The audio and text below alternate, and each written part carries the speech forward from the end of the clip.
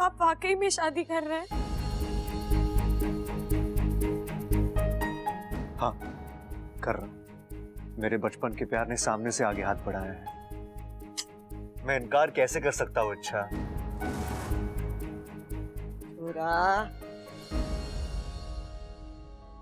खुशियां सिर्फ बातों से नहीं जाहिर की जाती, उसके लिए मुंह मीठा करना जरूरी है।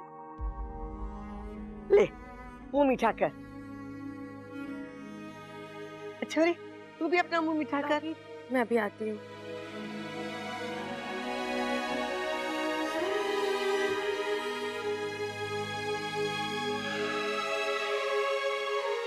छोरा, अब बस कर, बहुत हो गया मजाक। मैं तो बस उसे थोड़ा सा तंग कर, और वैसे जब थोड़ी सी परेशानी के बाद ढेर सारी खुशी आती है ना, उसका मजा ही कुछ और होता है। मैं इच्छा को वो मजा देना चाहता हूँ।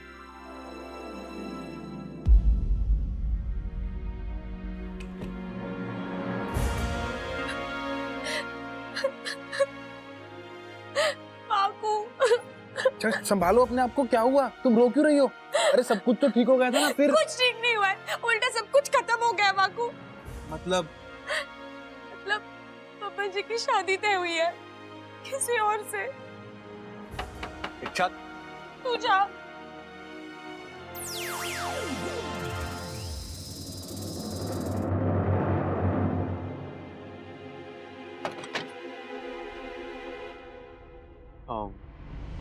क्या हम 2 मिनट बात कर सकते हैं?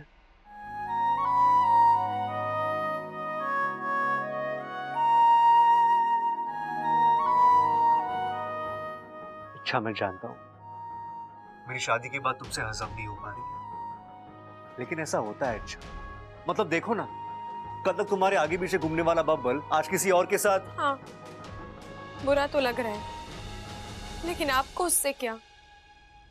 अरे मुझे उससे क्या मतलब? इच्छा, हम प्रेमी ना सही, दोस्त तो है ना, है कि नहीं? और तुम्हें तकलीफ में देखिए मुझे तकलीफ हो रही है। आई एम सॉरी इच्छा, लेकिन मैंने तुम्हारी कही हुई एक एक बात पर अच्छे से गौर किया और मुझे लगा तुम सही तो कह रही हो यार। अरे मैं कब तक तुम्हारा इंतजार करूंगा और क्यों करूंगा मैं? आखिर एक तरफा प्यार का कोई मतलब नहीं होता, प्यार दोनों तरफ से होना चाहिए। और चाहत ने मुझे इस बात का एहसास दिलाया।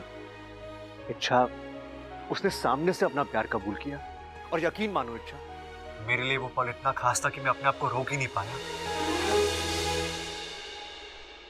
और मैंने हाँ कह दी। जब उससे अपने दिल की बात की ना, तो मुझे वो पल याद आ गया जब मुझे पहली बार एहसास हुआ कि मैं भी उससे प्यार करता हूं।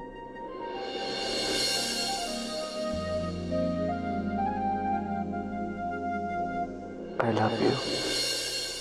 और फिर मैंने पीछे मुड़कर देखा, कितना कुछ हुआ है हमारे बीच। उसका मुझसे दोस्ती करना, लड़ना झगड़ना, रूठना मनाना, हंसना हंसाना, मेरा ख्याल रखना, मेरी चिंता करना, मेरी जैसे जैसे मैं वो सब याद करता गया, मुझे उससे प्यार होता गया।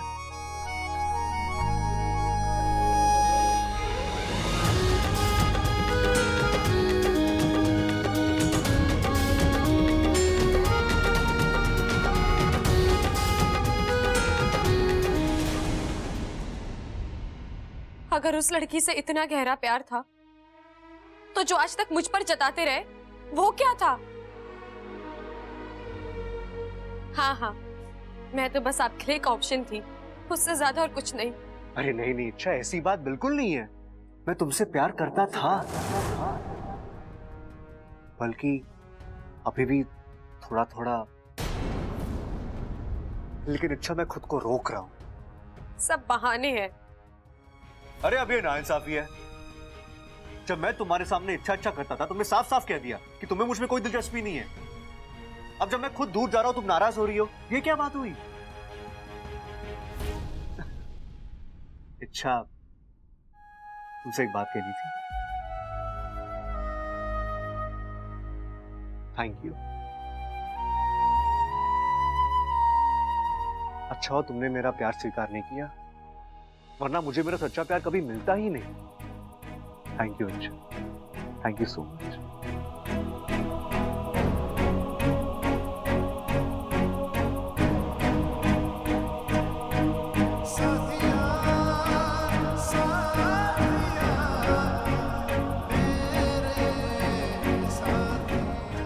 अब मैं चलूं? बस इतना ही कहना था। हाँ, दोस्तों के बीच सिर्फ इतनी बातें होती है मैडम। दिल की बातें करने के लिए अब कोई और आ गई है। अरे मैं मजाक कर रहा हूं इच्छा, तुम मेरी सबसे अच्छी दोस्त हो, याद है तुमने ही कहा था, और तुम हमेशा मेरी दोस्त रहोगी। मैंने आज तक हमेशा तुम्हारे साथ अपने दिल की बातें शेयर की है और आगे भी करूंगा, और मुझे यकीन है इच्छा कि तुम हर मामले में मेरा साथ दोगी, क्योंकि मेरी खुशी में ही तुम्हारी खुशी है ना।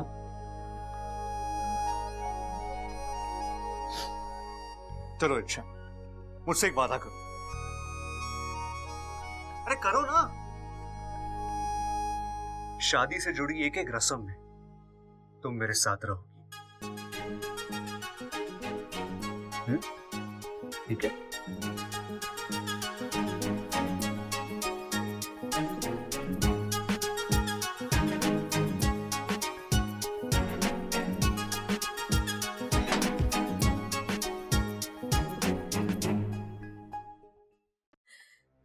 अब दुखी होने या रोने से कुछ नहीं होगा। जाओ कुछ करो, बचा लो अपने प्यार को। लेकिन मैं क्या करूं बाकू? जाके दादी से बात करो। दादी से जाके कह दो कि तुम बब्बल से बहुत प्यार करती हो, उससे शादी करना चाहती हो। तुम बस हिम्मत जुटाओ और जाओ। अरे अब जाओ ना इच्छा।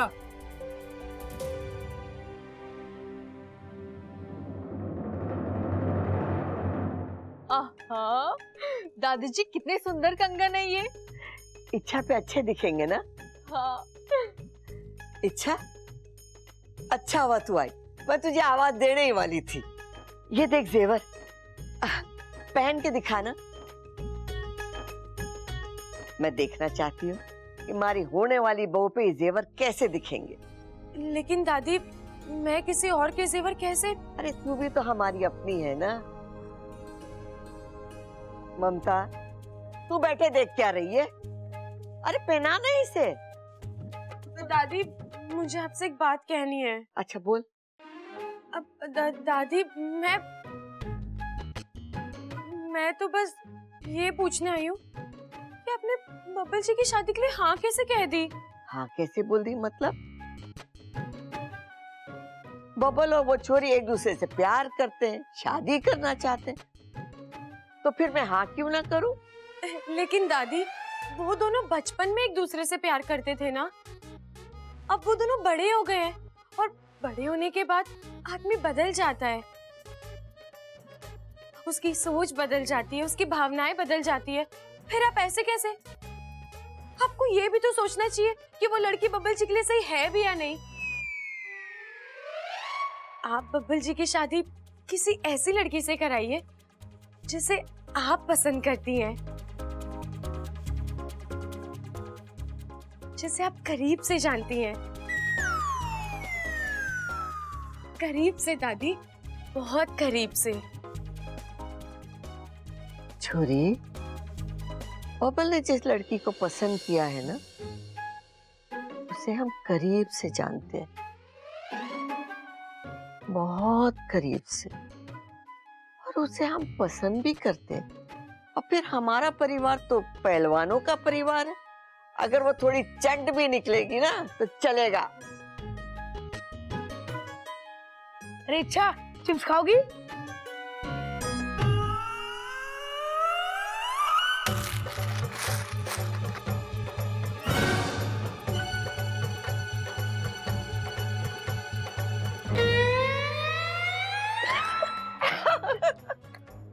तीर बिल्कुल निशाने पे बैठा है।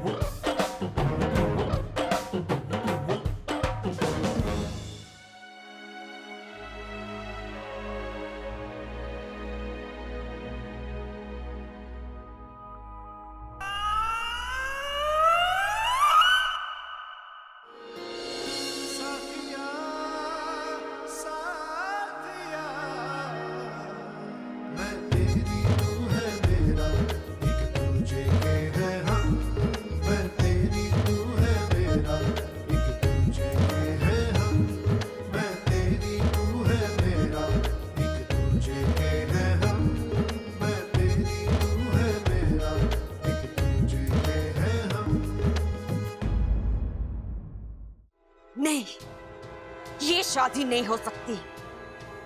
चाहती तो मैं भी यही हूँ दीदी, लेकिन कैसे कैसे रोकेंगे इस शादी को? कब और कैसे ये तो हम नहीं जानते, लेकिन हम इतना जरूर जानते हैं कि हम इच्छा की जिंदगी में एक पल के लिए भी खुशियां नहीं आने देंगे। आपके पास ऐसा कोई जरिया है जो? नागशूल, जिसके प्रहार से ना तो कभी कोई बचा है और ना ही कभी कोई बचेगा। लेकिन नागशूल को हासिल करना आसान नहीं है, उसके लिए कड़ी तपस्या करनी पड़ती है, और आज तक इस तपस्या में कोई कामयाब नहीं हुआ। हम कामयाब होकर दिखाएंगे। हम नागशूल को हासिल करके रहेंगे। नागशूल नागों का वो हथियार है जो अगर एक बार किसी पर चल जाए तो उसे सीधा यमलोक पहुंचा देता है, और हम इच्छा को यमलोक पहुंचा कर ही रहेंगे।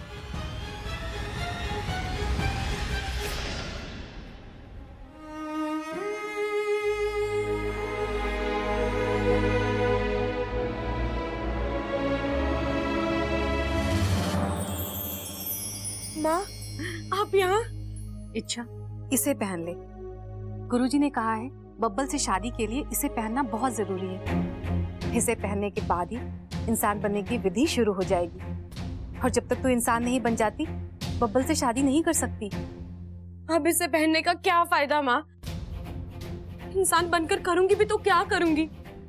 जिसके लिए इंसान बन रही थी, जिससे शादी करनी थी, तो किसी और से शादी कर रहा है। मतलब बब्बल जी किसी दूसरी लड़की के साथ शादी कर रहे हैं। 3 दिन बाद उनकी शादी है। नहीं नहीं इच्छा, ये कैसे हो सकता है? बब्बल तो तुझसे इच्छा, दरवाजा खोलो। माँ आप चाहिए।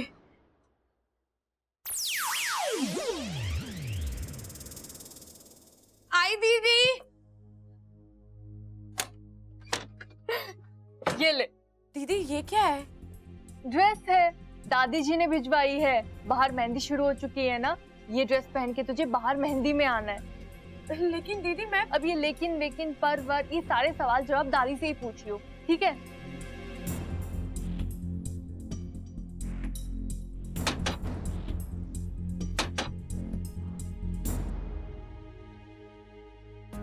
माँ, मुझे जाना होगा, वाकू आपको सब समझा देगा। मैं अभी तैयार होकर आई। वाकू ये सब अब मैं क्या बताऊं आपको, मुझे खुद ठीक से पता नहीं है। जब से बब्बल की शादी के बारे में पता चला, मेरा तो फन ही काम नहीं कर रहा है।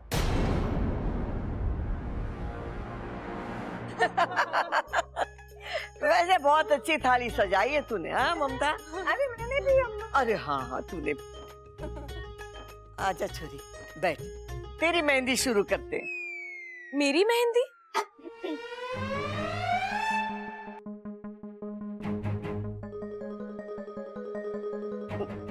मेरा मतलब है कि तेरे हाथों में मेहंदी लगाते। अब नहीं दादी, मुझे मेहंदी नहीं लगानी।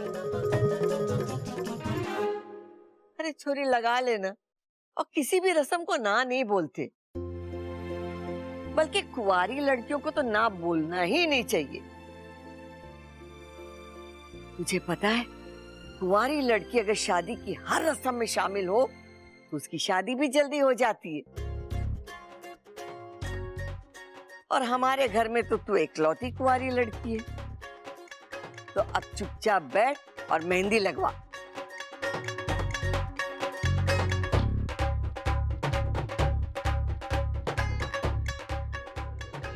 मेहंदी किसे शोभा देती है सब जानते हैं, लेकिन बब्बल जी को क्या शोभा देता है ये तो कुछ समझना ही नहीं चाहता।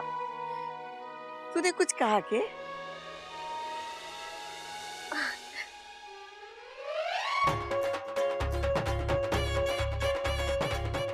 मैं तो कब से कह रही हूँ दादी, कोई सुने तब ना। नमो दैव्य नाग दैव्य तक्षकाय सततम नमः। नमो शूलति फणिधराय नियता प्रणता स्मताम। नमो दैव्य नाग दैव्य तक्षकाय सततम नमः।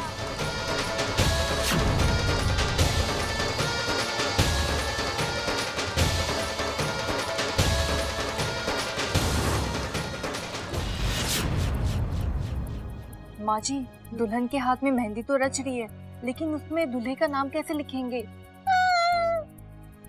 हाय हाय, ये तो मैंने सोचा ही नहीं। आज ये नाम नहीं लिख पाएगी, कल बबल उसे ढूंढ नहीं पाएगा, परसों सुहागरात नहीं होगी। हाय, मैं फिर से दादी कैसे बनूंगी? आप बताओ। ऐसे बातें थूकने से कुछ नहीं होगा माँ जी। जाइए कुछ कीजिए, पर जरा संभल कर, इच्छा को पता नहीं चलना चाहिए। नहीं पता चलेगा, मेरे दिमाग में एक आइडिया है।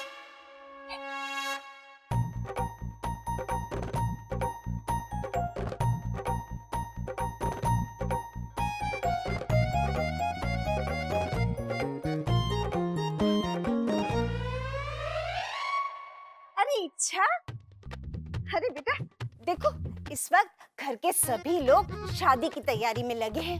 ऐसे में तुझे किसी भी चीज की जरूरत हो ना तो मुझे बता देना। हाँ, तुझे जो भी चाहिए वो मैं ला कर दूंगी। मुझे जो चाहिए वो मुझे कोई नहीं दे सकता आंटी जी। अरे ऐसे क्यों बोल रही हो? क्यों नहीं दे सकता? क्या चाहिए तुझे?